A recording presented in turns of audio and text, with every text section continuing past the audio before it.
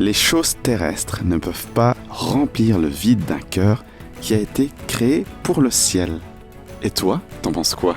Rendez-vous samedi à 2h, 11h et 21h avec nos 3 animatrices, animateurs et leurs invités pour une belle heure de partage, musique et réflexion. Auditrice, auditeur, bonjour ou bonsoir selon l'endroit du globe où tu te trouves.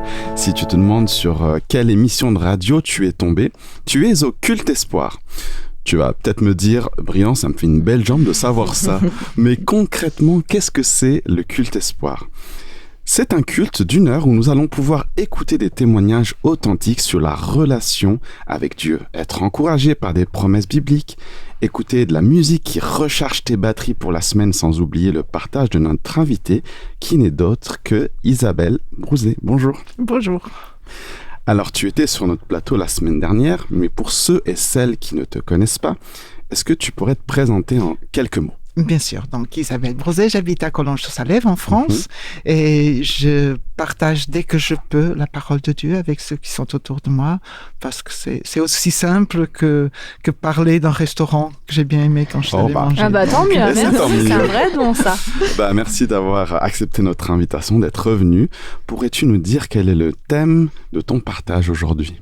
Alors, dans chacun de nous, il y a un cœur. Tout le monde vit avec un cœur. C'est une réalité. Et j'ai reçu une phrase qui disait « Les choses terrestres ne peuvent pas remplir le vide d'un cœur qui a été créé pour le ciel ». Et c'est sur ce sujet-là qu'on va parler. Comment remplir ce vide qui est là quand Dieu n'est pas ? Je me réjouis que l'Esprit nous accompagne et nous guide tout au long de ce culte. Auditeurs, auditrices, bonne écoute.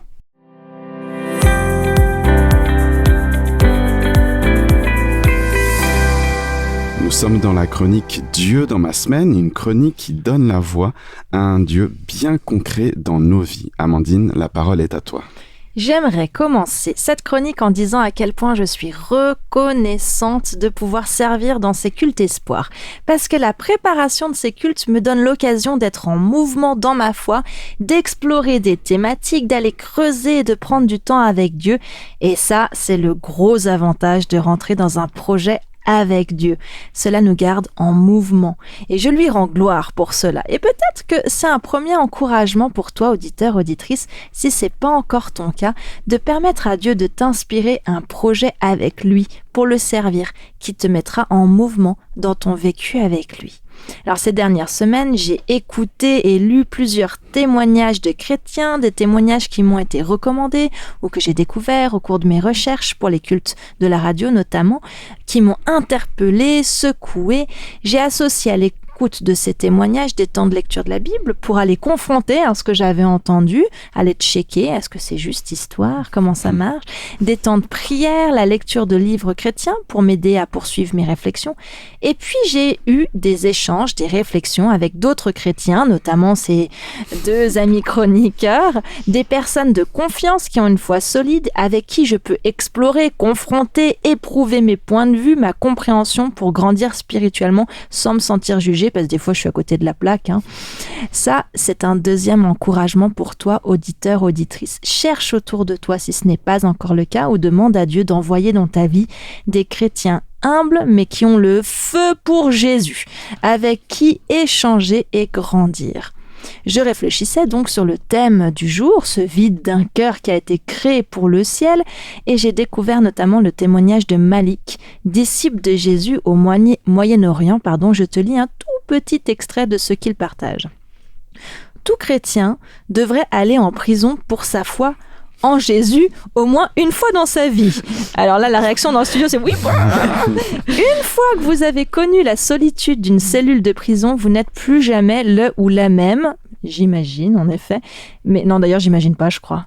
Mais en même temps, vous savez que Jésus peut remplir cette solitude à 100%, et même plus encore, et vous éprouverez une joie immense. On est quand même dans une dimension tout autre, là. J'ai entendu les témoignages d'une mannequin à succès à qui Dieu a parlé dans sa chambre d'hôtel en lui disant que c'est lui qui pouvait combler les besoins de son cœur. D'une femme devenue ermite suite à l'appel de Dieu de vivre dans la solitude dans laquelle il allait la combler. J'ai été touchée, interpellée, challengée par ces expériences de vie où Dieu s'est révélé puissamment pour montrer qu'il était celui dont nos cœurs ont besoin. Alors je me réjouis, Isabelle, amis chroniqueurs, auditeurs, auditrices, de poursuivre cette réflexion avec vous aujourd'hui.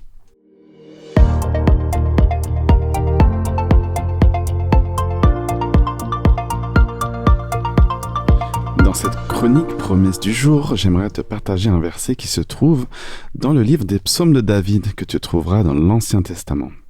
Il dit ceci: « Trouve ta joie dans le Seigneur, il te donnera ce que ton cœur désire. » Alors petit verset, mais qui en dit aussi beaucoup. Trouve ta joie dans le Seigneur. Pour me représenter cette phrase, j'imagine des supporters d'une équipe sportive, alors quel que soit le sport, foot, hand, etc. Tu peux t'apercevoir quelle joie ils ont d'être dans les gradins pour encourager leurs équipes. Ils crient, ils soutiennent, ils lèvent les mains. Tout leur corps est en mouvement parce que ça vient des tripes, parce que ça vient de l'intérieur. Et ça continue match après match après match. Et je crois vraiment que pour Dieu, c'est la même chose. Il désire qu'on trouve de la joie, du bonheur, du plaisir en lui parce que notre cœur, notre âme, notre corps tout entier désire quelque chose que lui seul peut combler. Un désir qu'il aura mis au fond de toi. Auditeur, auditrice, que cette parole puisse résonner et t'accompagner dans ton cheminement de vie avec lui.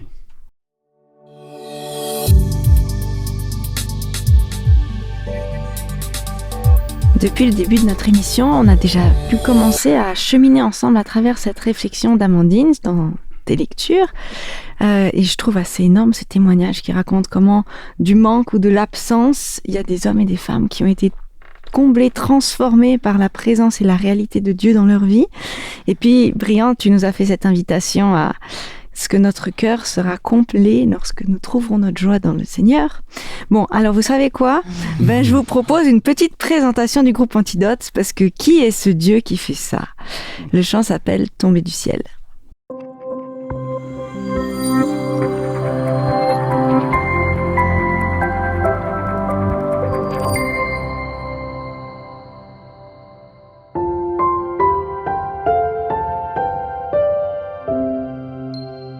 Pour cette chronique Dieu agit, j'ai été à la rencontre de Sandra qui a accepté de nous partager un petit aperçu de ce que Dieu a fait dans sa vie. Je te laisse écouter. Alors, il y a un certain nombre d'années, vous embrassiez une autre carrière que maintenant. Qu'est-ce que vous faisiez ? J'ai poursuivi pendant quelques années, à peu près 10 ans, une carrière de mannequin pour travailler dans la mode. Et puis j'ai parcouru différentes villes. J'étais passionnée, fervente, déterminée. Et puis ça depuis mon adolescence. Et mes parents me disaient, tu pourras voyager et faire ce que tu veux une fois que tu auras fini ta maturité fédérale. Donc en Suisse, c'est la fin des études pour pouvoir aller à l'université par la suite. Donc j'ai fait ça. Et puis dès que j'ai eu mon diplôme en poche, on va dire, je suis partie au Japon pendant 2 mois. Donc c'était vraiment une expérience. J'ai appris l'anglais, il y avait que des Américains autour de moi et des Japonais bien sûr. Et puis je courais vraiment après la reconnaissance, l'amour, l'attention. Je courais après le fait qu'on puisse me reconnaître, me sentir exister, aimer. Alors c'est des besoins fondamentaux, on est d'accord, hein. Mais c'est normalement les parents qui sont censés répondre à tous ces besoins-là. Justement, vous êtes là-bas, vous embrassez cette carrière, et puis qu'est-ce qui vous semble à ce moment-là vous combler votre cœur ? Alors, je cherche à être comblée, mais je le serai jamais, en fait. D'abord, on a des objectifs, partir à l'étranger, avoir un contrat, commencer à gagner sa vie, faire telle couverture de magazine, travailler avec tel client, enfin... On a toujours des objectifs pour arriver à un certain niveau. C'est comme... En pensant qu'atteindre ces objectifs, c'est finalement être comblé ? Justement, on essaye d'avoir la première place du podium, on va dire, en pensant que c'est ça qui va nous combler. Mais une fois qu'on l'a, on est déjà dans la deuxième course. On est déjà dans la suite. Donc en fait, c'est une course effrénée qui mène à rien. Donc moi, j'ai essayé de voyager, je me suis rendu compte en fait de l'envers du décor aussi, parce que tout est fait de paillettes. J'étais avec les photographes un peu les plus renommés, mais après on est passé à une autre sphère au niveau international. Puis là, on régate avec avec le monde entier. Donc on a toutes les plus belles, toutes les plus jeunes, toutes les plus grandes. En plus, moi, j'avais pas la taille qu'il fallait pour être mannequin, donc je devais toujours avoir des immenses talons. Mais les grandes avaient les mêmes talons que moi, donc en fait, on est toujours séparés. Et aux yeux du monde, alors, vous aviez atteint le succès, la réussite? Alors non. Enfin, ça dépend. Pour une carrière suisse, oui. Mais dès qu'on passe à l'international, le niveau augmente largement. Donc non, je me suis démenée, j'étais à Paris, à Milan, à New York, en Allemagne. Enfin, je suis retournée au Japon plusieurs fois, en Corée du Sud. Enfin, je courais. Et en fait, c'est comme si j'osais pas rentrer chez moi en Suisse tant que j'avais pas un gros trophée. Comme si j'étais pas digne de retourner chez moi sans avoir réussi. C'est dans cette course effrénée où je me suis rendu compte que ça menait nulle part, en fait. J'ai fait une rencontre. J'avais déjà... c'est important de dire qu'en général, Dieu vient nous chercher plus jeunes que ce qu'on s'imagine. Donc moi, c'est à mes 7 ans, quand j'ai fait ma première communion, parce que j'étais catholique, dans une famille catholique, que j'ai senti la présence de Dieu. Et j'ai toujours aimé Jésus, et j'ai toujours senti son appel, mais je résistais parce que je voulais ni être nonne, ni partir en voyage en Afrique avec les serpents et tout ça. Donc c'était l'idée que je me faisais de l'appel de Dieu. Donc je résistais. Et je me rappelle une fois, dans mon cœur, je disais, Seigneur, pas maintenant, laisse-moi juste être mannequin, puis faire ce que j'ai envie, puis peut-être après je te servirai. C'était ça, le deal. J'étais toujours en deal avec Dieu. Il a été bon, il a attendu, il est revenu vous voir. Il a attendu, il est revenu dans ma chambre d'hôtel à Amsterdam. Il m'a dit, voilà, je reviens là, je crois que tu as fait un tour, t'as déjà fait un bon tour du sujet. Et puis là, c'était, j'ai senti un tel amour, une telle insistance, une telle proximité que je pouvais pas résister. C'était, ok, je capitule, j'ai compris. J'ai compris qu'il n'y a rien d'autre qui pourrait combler mon cœur. J'ai compris que cette course effrénée, en fait, c'était aussi la recherche du Père, c'était le besoin de reconnaissance du Père. Parce que c'est le Père qui établit ses enfants dans l'identité. C'est son amour qui m'a attirée à lui et je lui ai plus résisté à ce moment-là. J'ai dit, ok, je te donne tout, je veux t'obéir même si je comprends rien. Même ce qui s'est passé... à ce moment-là, j'entendais le Père me dire, je pouvais reconnaître sa voix, je savais qu'il existait, je l'aimais. On m'avait jamais enseigné que quand tu donnes ta vie à Jésus, il n'y a plus rien qui t'appartient. Et puis, il va pas faire de toi forcément une nonne qui va t'envoyer dans un pays dont tu as peur, même si je suis quand même partie en mission en Afrique au final. Mais je pouvais pas imaginer dans ce contexte catholique qu'on pouvait être marié, avoir une famille, puis le servir. Vous avez continué à être mannequin après cette rencontre ? Alors, après cette rencontre, je suis rentrée en Suisse. J'ai dit à Julien, avec qui j'habitais, on n'était pas chrétiens les deux, je lui ai dit, il faut que j'aille à l'église. Je veux servir Dieu. Donc, il m'a suivi un peu dans les églises autour. C'était des églises catholiques. Puis, il m'a dit, où c'était pas très animé, on va dire, en tout cas celle que j'avais testée. Puis, il m'a dit, mais tu devrais aller dans l'église où mon père s'est remarié. Là, il y a plein de jeunes, je suis sûre que tu vas aimer.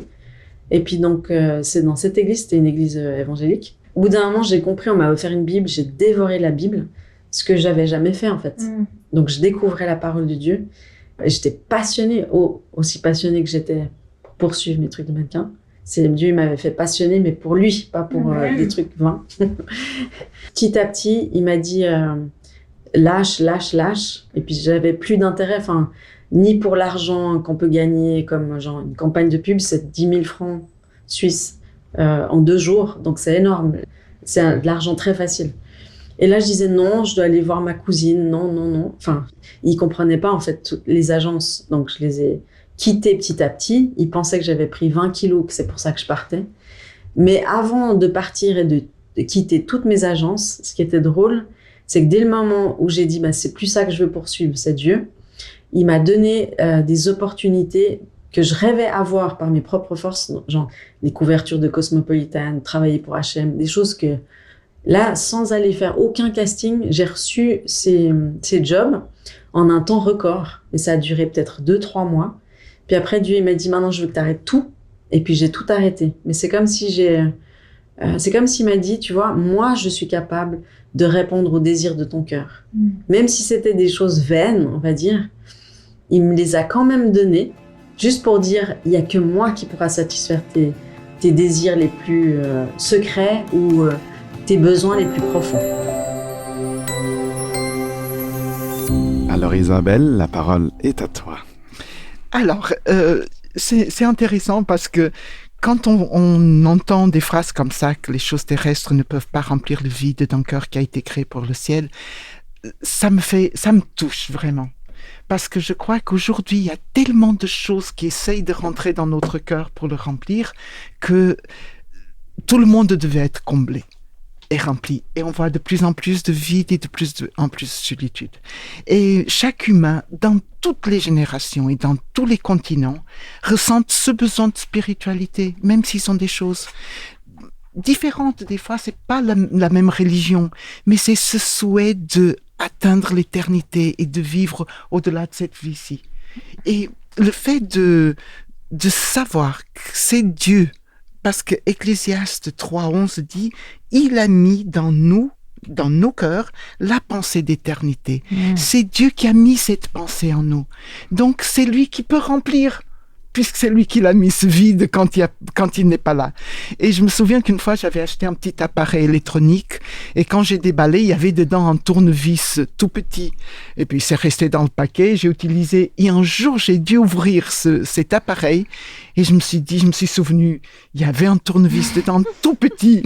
Et je dis, bon, c'est pas grave, j'ouvrirai avec autre chose. Impossible. Parce que le tournevis correspondait exactement à cette petite vis qu'ouvrait ce petit clapet qui faisait que je puisse arranger ce petit appareil. Et comme je n'ai pas pu trouver, rien d'autre n'allait. Il était la vis, la tête et le tournevis étaient faits l'un pour l'autre. Et rien d'autre. J'ai essayé d'ouvrir, j'ai cassé les clapets, bien sûr. Et j'ai dit, mon Dieu, mais c'est comme ça que tu fais avec nous. Tu as mis quelque chose en nous qui peut être ouverte ou remplie qu'avec toi. Et des fois, on essaye de le faire avec d'autres choses. Et les hommes, ils sont magiques. Ils veulent, avec sa magie, remplir quelque chose avec d'autres choses. Mais Dieu a créé en nous, dans nos corps, dans notre cerveau, ce vide qui est rempli par la forme divine et par rien d'autre. Et quand on est petit, on apprend à l'école maternelle à remplir, il nous donne une forme, un carré, il faut mettre le carré dans le carré, le rond dans le rond, le triangle, vous voyez ce que c'est. Tout à fait. Et une fois, j'ai trouvé mon fils en train de marteler un rond dans le carré parce qu'il avait perdu le carré et il voulait que le carré soit rempli avec le rond. Et il est arrivé. Le rond est resté coincé dans le carré. Mais il y avait 4 coins qui étaient vides. Pourquoi ? Parce que la forme du carré n'est pas la même que le rond. Et les êtres humains font la même chose avec Dieu. Parce qu'ils ressentent un vide des fois, ils essayent de remplir avec autre chose, avec de l'argent, avec des loisirs, avec des maisons, avec des voitures, avec même des gens. Des fois, on essaye d'avoir beaucoup d'amis sur Internet pour remplir ce vide, mais ce n'est pas la même forme. Et l'éternité ne peut pas être assouvie par autre chose que ne soit pas la présence de Dieu en nous. Et j'ai trouvé joli parce que dans la Bible et dans les évangiles, il y a une histoire qui raconte cette soif qui doit être remplie que par Jésus. Et elle est présentée en plusieurs évangiles, en Matthieu 19, en Marc 10 et en Luc 18, où il raconte l'histoire d'un jeune homme. La Bible nous dit qu'il était riche. Et qu'il était très riche. Et les évangiles nous disent qu'il arrive, il veut parler avec Jésus, mais il arrive en courant. Parce que c'était urgent. Il savait que Jésus voyageait. Il restait pas souvent au même endroit. Donc, il dit, il passe chez moi, il faut que je lui parle aujourd'hui. Et il va en courant. Et il a une question importante à poser à Jésus. Il dit, Jésus, malgré ma richesse, qu'est-ce que je dois faire pour hériter la vie éternelle? Il était riche, donc apparemment, il aurait pu acheter la vie éternelle. Mais il savait que la vie éternelle ne peut pas s'acheter avec de l'argent. Les richesses peuvent combler quelque chose, mais elles ne remplissent pas ce vide spirituel qu'on a. Et combien de personnes ont cette même question? des fois pas pendant la vie, parce que pendant la vie, elles courent, elles travaillent, tout ça. Mais à la fin de leur vie, beaucoup se trouvent « et maintenant ?» Et qu'est-ce qui va se passer maintenant? Et il y a un chanteur français, j'ose pas dire le nom, mais si vous me permettez, peut-être que je peux le dire plus tard. Il raconte dans une de ses chansons qu'il est dans un cimetière parce qu'il doit enterrer un de ses amis. Et dans ce cimetière, il dit « Devant la tombe béante, j'ai prié Dieu pour qu'il existe. » Il ne le croyait pas avant. Mais devant la mort, il dit pourvu qu'il y ait un Dieu, pourvu qu'il y ait une éternité, parce que sinon c'est bien triste, c'est bien noir cette tombe. Et c'est légitime de se demander comment puis-je hériter la vie éternelle? Comment puis-je avoir droit à quelque chose qui ne se finit pas ici? Comment je peux remplir ce vide en croyant qu'il y a quelque chose d'autre? Et quand il pose cette question à Jésus, la première réponse qu'il va donner, il dit, regarde, tourne-toi vers Dieu, vers les Écritures. Est-ce que tu connais Dieu? Est-ce que tu connais les commandements de Dieu? Et le jeune dit, oui, mais ça ne m'a pas rempli encore. Donc il y a une erreur. De quoi tu parles, Jésus? C'est quoi ces commandements dont tu parles? Et Jésus va lui dire, aimer Dieu, ne pas tuer quelqu'un, ne commettre pas d'adultère, honorer tes parents. Et il y a presque de la déception en ce jeune, parce qu'il dit, mais je fais tout ça, et ça continue vide là-dedans, il y a quelque chose d'autre. Et Jésus va lui dire, oui, il te manque une seule chose. Et je peux imaginer le jeune qui est venu en grand dire, waouh, yes, je suis sauvé. Si c'est qu'une seule chose, ça va être facile.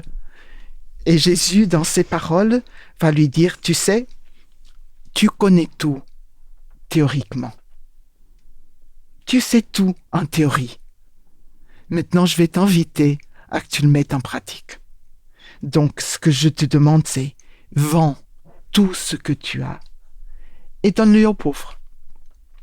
Attention, je fais une petite parenthèse, parce qu'il y a peut-être des gens qui vont me dire, mais elle est contre les riches. Pas du tout. Pas du tout. Les richesses ont une fonction. Et nous connaissons plein de personnages bibliques qui ont été riches. Mais la fonction des richesses, ou la fonction des maisons, ou des voitures, ou des amis, ou de la famille, n'est pas de combler le vide de Dieu, quand Dieu n'est pas en nous. C'est une autre fonction, c'est une autre chose. Et de cette façon, Jésus va dire à cet homme, regarde, tes richesses, c'est bien, mais elles ont une fonction. Et la tienne, c'est de les partager avec quelqu'un d'autre. D'accord? Et de cette façon, tu vas obéir à la loi. Parce que, en partageant avec les pauvres, tu vas obéir à toutes les lois tu aimeras ton prochain. Et quand je te dis après, quand tu feras ça, tu me suis.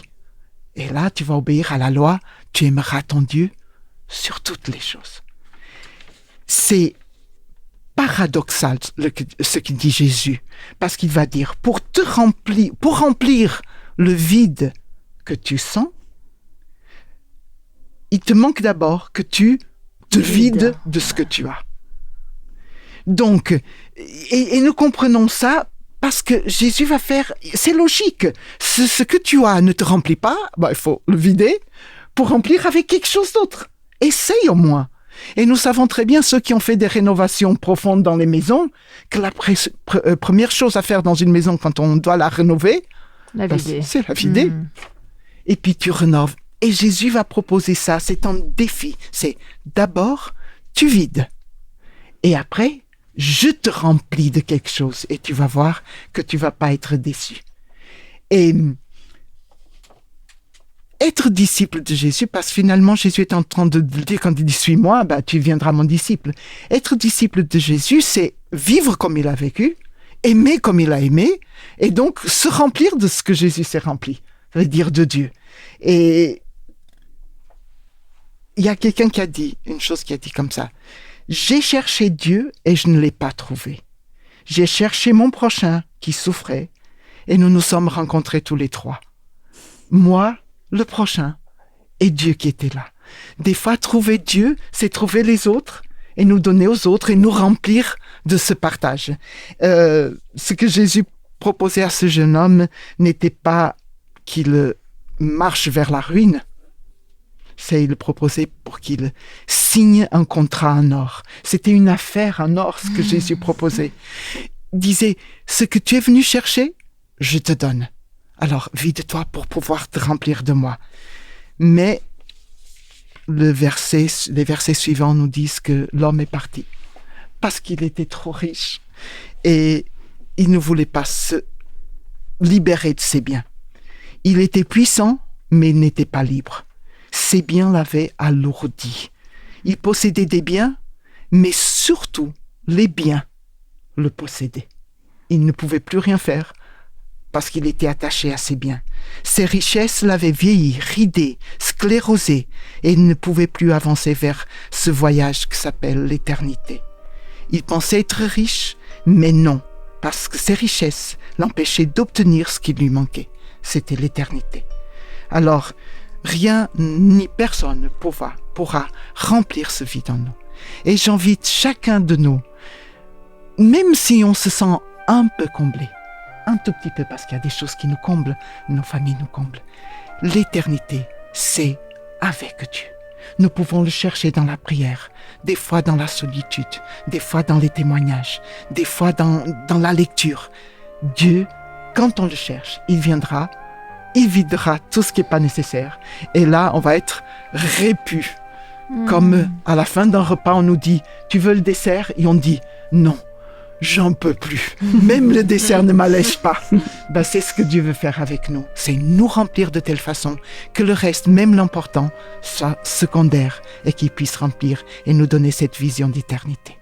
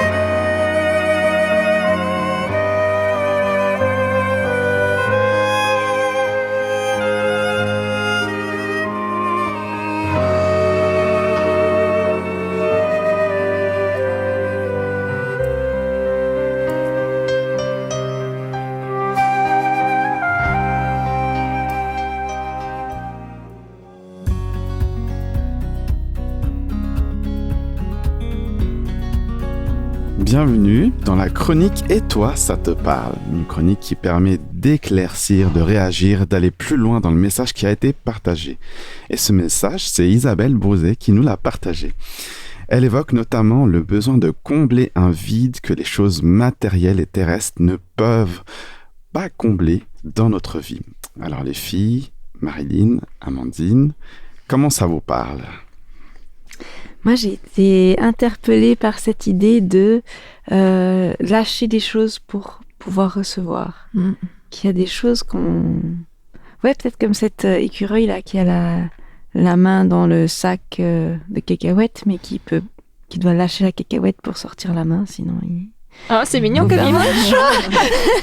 Mais ouais, des fois, ouais, c'est ça. Ouais. Je trouvais que c'était... Moi, quand tu as dit ça, ça m'a fait penser à cette idée de confiance. Moi, j'ai déjà eu dans ma vie où j'aurais pu pourvoir à certaines choses par moi-même.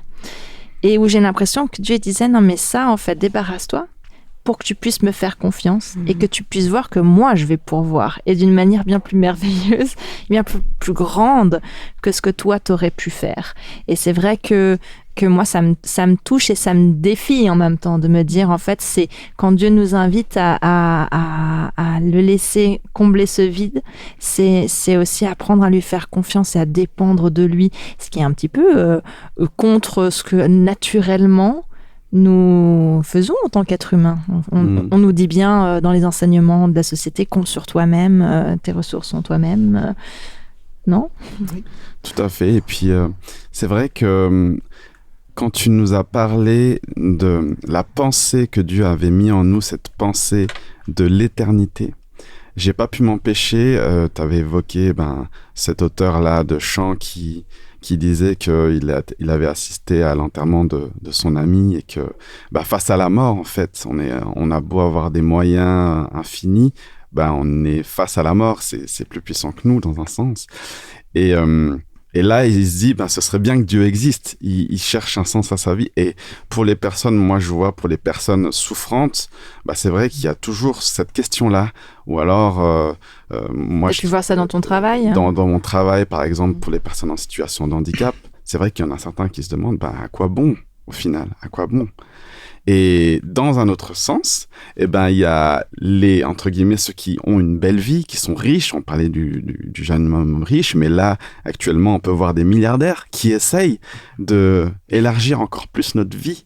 Et ils payent pour avoir une vie un petit peu élargie.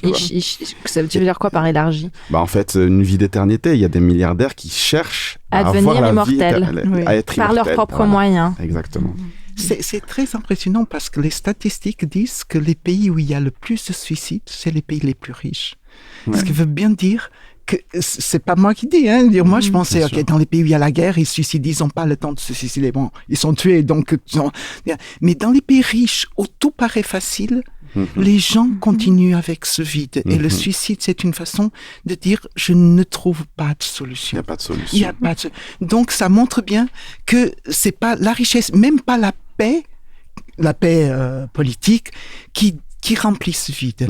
Mais tu avais dit, il faudrait être un jour au moins en prison, un jour. C'est vrai que quand tu pars en prison avec Dieu, il n'y a pas de prison. Dire, tu n'es plus en prison, tu es en Dieu. Donc tu peux comprendre que tu es enfermé par des murs, mais tu es monté beaucoup plus haut que les murs d'une prison. Parce que Dieu te soulève quelque part, te montre autre chose. Et donc, c'est la beauté. Ceux qui ont vécu ça ont découvert la beauté de voir au-delà de ce qui se passe ici. Et c'est Dieu qui montre cela. On en parlait avec Marilyn pendant ce temps de préparation en se disant, mais en fait, du coup, face à cette réalité, il y a beaucoup de gens qui cherchent aussi dans une forme de spiritualité.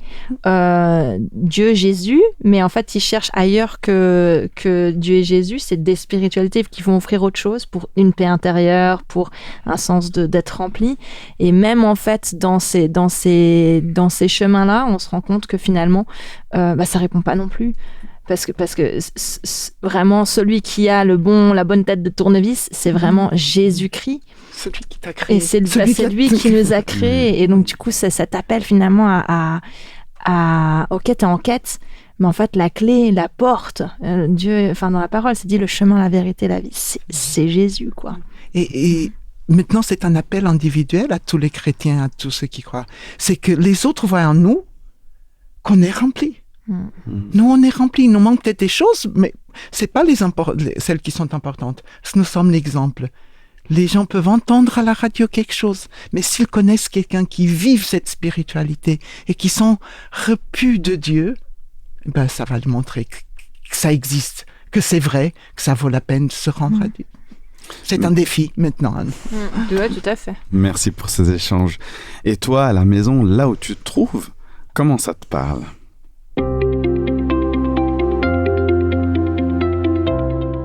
Alors, cher auditeur, si tu nous rejoins maintenant, tu te trouves Occulte Espoir et dans notre chronique Dieu dans les arts, je te propose de partir à la découverte d'un artiste et d'un de ses chants. Ah, j'aime bien. Voilà. Il s'appelle Kate Green. Cela vous dit peut-être quelque chose. Non, ne sais moi je connaissais Non, pas du je tout. connais pas. Ah, et pourtant, on a des chants en français de lui qu'on chante dans nos églises.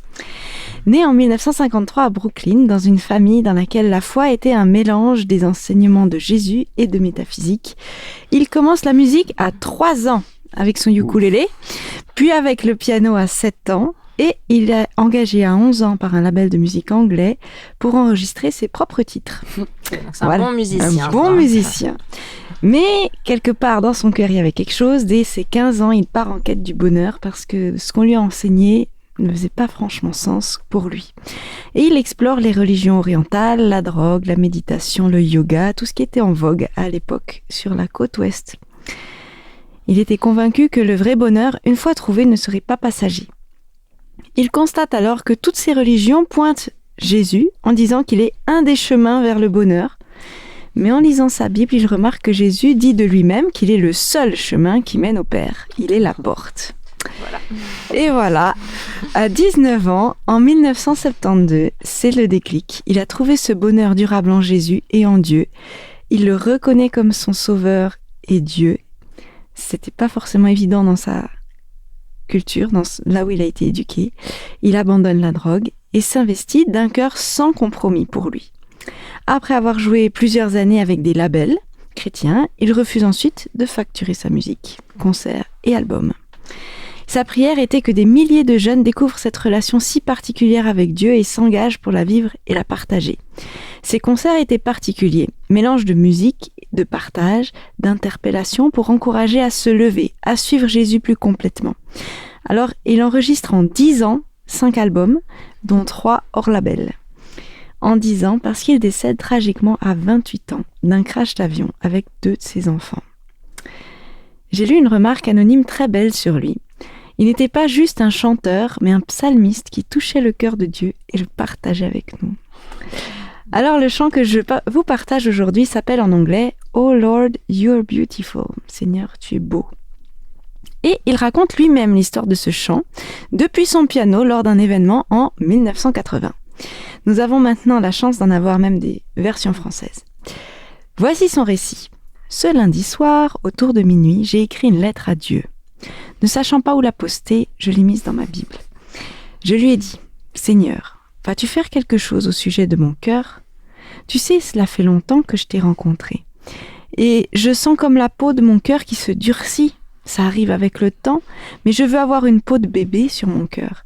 Elle commence à être ridée, fripée, pas à cause de ce que je fais, mais de tout ce que je ne fais pas. » Et je suis restée jusqu'à 2h du matin en écrivant ce chant. Ce chant, eh bien, c'est la prière d'un cœur qui contemple Dieu, qui se sait aimer, et pourtant aspire à plus de cohérence, un cœur qui n'est pas partagé, encore moins partagé. Et à travers les paroles de son chant, on découvre cette relation simple et profonde qu'il a avec son Dieu et qui le remplit, duquel il ne se lasse pas et dont il veut plus encore. Il dit par exemple, « Ton amour est tout ce que je recherche, car quand tes yeux sont sur ton enfant, ton amour me submerge. » Ou alors, « Ma foi est petite, j'ai besoin que tu me touches, que tu rallumes le feu de cet amour qui brûlait de tous ces feux en moi. » Et puis cette aspiration, « Je veux prendre ta parole et la répandre autour de moi, mais d'abord, permets-moi de la vivre et que toute la gloire te revienne. » Alors écoutons Kate Green dans la version originale « Oh Lord, you're beautiful ».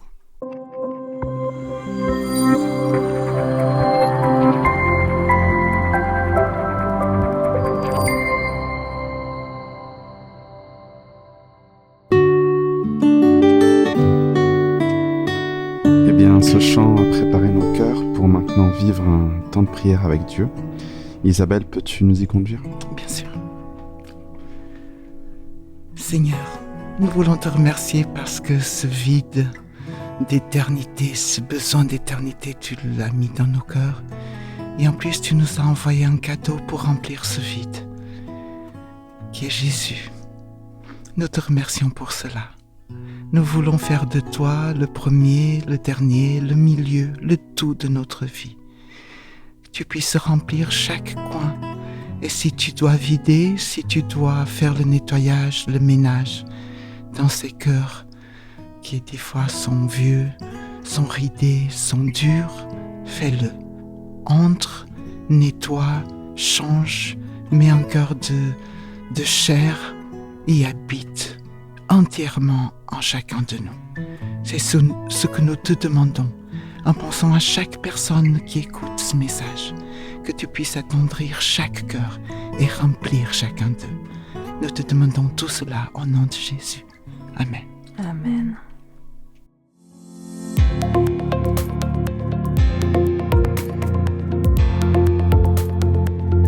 Pas question de nous quitter sans l'action du jour, Amandine. Yes, mon action commence par des questions que tu peux te poser. De quoi remplis-tu ta vie ? Qu'est-ce qui te donne l'impression d'être rempli, d'être épanoui, que ta vie a un sens, que tes objectifs, tes désirs sont atteints, réalisés ? Sais-tu ce qui te remplit vraiment ? As-tu déjà identifié ce vide dont Isabelle nous a parlé ? T'es-tu déjà demandé quelle place et quel impact Dieu pouvait avoir dans ta vie ? Y a-t-il un décalage entre ce qui te remplit vraiment, et selon nous c'est Dieu qui remplit vraiment, et ce avec quoi tu remplis ta vie ?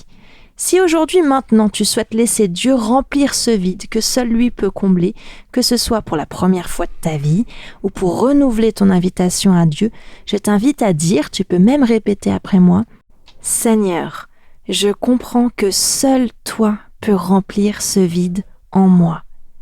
Je t'invite dans mon cœur, dans ma vie, viens prendre ta place. Amen. » Et je demande à Dieu d'éclairer ton intelligence, de t'accompagner toute cette semaine afin qu'il te montre comment le fait de le laisser remplir ce vide en toi se répercute dans ton quotidien, qu'il t'aide à lâcher ce qui veut le remplacer et qui ne te comble pas, voire même qui t'éloigne de lui, qu'il t'aide à faire le ménage dans ta vie, on n'avait pas parlé de ça avant, pour lui laisser la place qui lui revient. Et pour terminer cette proposition d'action, Marilyn et Brian, vous avez une suggestion complémentaire. Oui, en préparant ce culte, j'ai eu envie de relire le psaume 119 dans l'Ancien Testament, qui parle de l'obéissance et de la relation intime que tu peux avoir avec Dieu, qui résulte en fait d'une vie de cohérence et de crainte de Dieu, plutôt que de la crainte des hommes. Et ça m'a rappelé une action qu'un pasteur nous avait proposé, invité à faire un défi quand j'étais ado, prendre ce psaume 119 qui est assez long et comme il est partagé en parties de 8 versets, et bien de lire une partie de 8 versets chaque jour. Voilà, que de propositions d'action, n'est-ce pas ? Merci les amis. Je te bénis, chers auditeurs et auditrices, et je remercie Dieu de ce qu'il fait et ce qu'il va faire dans ta vie. Nous arrivons à la fin de notre culte. Merci Amandine et Marilyn pour vos chroniques. Merci Brian. Merci Isabelle d'être revenue parmi nous. Merci pour ces 2 cultes, toute ta préparation et ton cœur à servir. Tu reviens quand tu veux, évidemment. Tu es ici chez toi. Sois pleinement béni. Merci à toi, auditrice, auditeur, d'être resté avec nous pendant cette petite heure. N'hésite pas, comme d'habitude, à partager autour de toi ce culte s'il t'a touché, interpellé, s'il t'a fait du bien. Je te souhaite une belle semaine sous le regard de notre Dieu et je te dis à la semaine prochaine. Ciao!